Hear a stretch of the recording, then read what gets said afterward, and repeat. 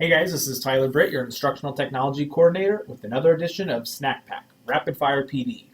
Today I'm going to talk very quickly about a couple of things your students can do to make their search on the internet when they're doing research a little more effective.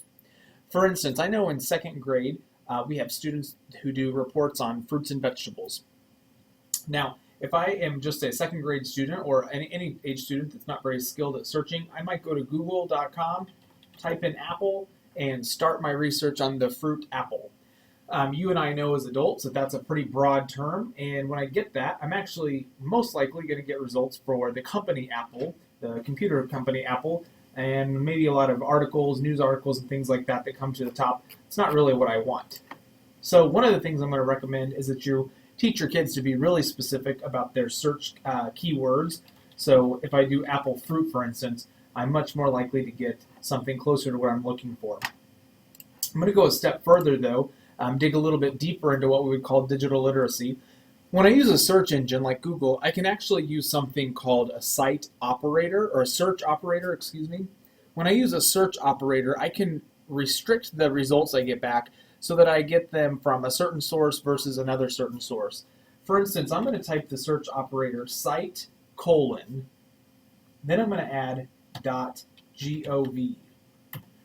For instance, this is going to restrict anything that I search after this to only pull back results that are from government websites. In general, government websites are going to have factual information, pretty reliable sources. So if I'm a student doing a report on the fruit apple, I might do site.gov and then apple fruit.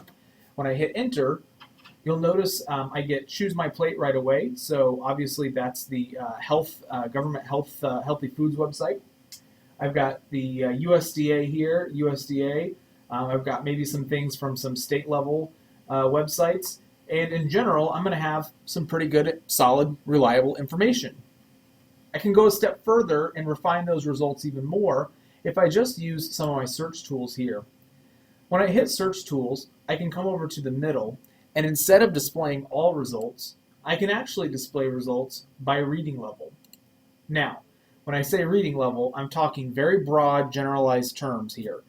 So if I have a second, third, fourth, fifth grader, something like that, I may want to encourage them to click on basic. You'll notice only 11% of my results from fruit apple search at .gov come back as basic. But if I hit that, you can see that I'm going to have some results that are a little bit easier to read. So for instance, the USDA's myplate.gov, what counts as a cup of fruit? This might be pertinent information to their research.